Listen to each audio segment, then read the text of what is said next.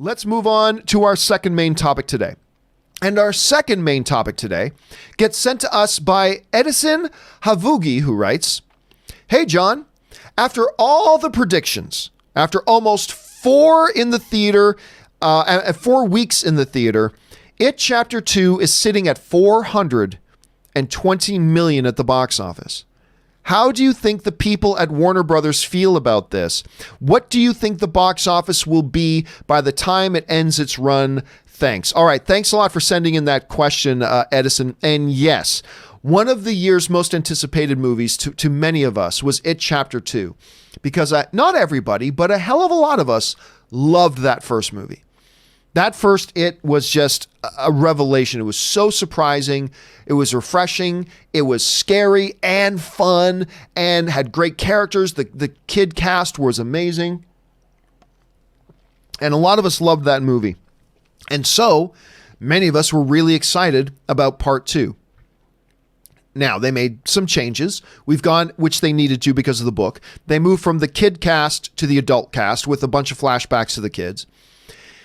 They increased the length by almost a half hour, and they made the movie almost 3 hours long. Which, I'll be honest with you, this is a good case study about why more is not always better. I've talked to some people, if a movie's going to be good, make it 5 hours long. Well, you know what? The first It was great. Stretching it out an additional half hour did not help it at all. Didn't help it at all. I actually walked out of It Chapter 2 not enjoying it.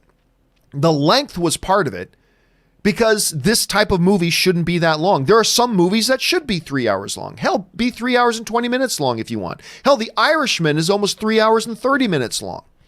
So there are some movies that it should be that long, but there are many movies that, that length isn't right for it. And I feel like because they had so much success with It Chapter 1, the studios just went, just let the director do whatever they want to do. Don't put any restraints on them. Just let them be self-indulgent and do whatever they want to do. And the result was a poorer movie. It was far too long for its own good. It lacked all the heart that the first one had. There were some good things about it too. Don't get me wrong. I didn't think It Chapter 2 was terrible, but it wasn't good. It wasn't good. And one of the results of that being overly long, too many flashbacks, way too much use of the kid to the older stuff thing, lacking the heart that the first one, all that kind of stuff. The result was that whereas there were many of us going into this year thinking that It Chapter 2 could join the $1 billion club, I was one of them. Now, this is obviously before I saw the movie, but I saw, It Chapter 2, if it can live up to that first one, maybe even exceed it, you could see It Chapter 2 joining that $1 billion club. But because of all those things, it didn't happen. It didn't happen. Right now, It Chapter 2, having made the vast majority of the money it's going to make at the box office, sitting almost $300 million short of It Chapter 2. Or It Chapter 1. It Chapter 1 made over $700 million at the box office, and it was fantastic. It Chapter 2 has fell well short of that. At 418 right now, it'll probably end up somewhere around the $430 million mark. Now, at the end of the day, is $430 million at the box office? Let me just bring this up. Is that a decent result? Well, as long as the movie you're making, didn't cost you $250 million to make, then it's not bad. And I don't think the studio lost any money on this movie. I don't think they made any money on this movie either, but I don't think they lost a bunch of money. So in that sense, it's great.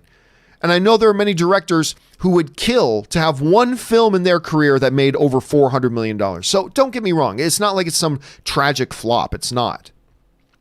But I think the shortcomings of the box office for It Chapter 2, and this isn't always the case, but I do believe it is the case for this particular movie, is a direct result of the fact that they made a much poorer movie.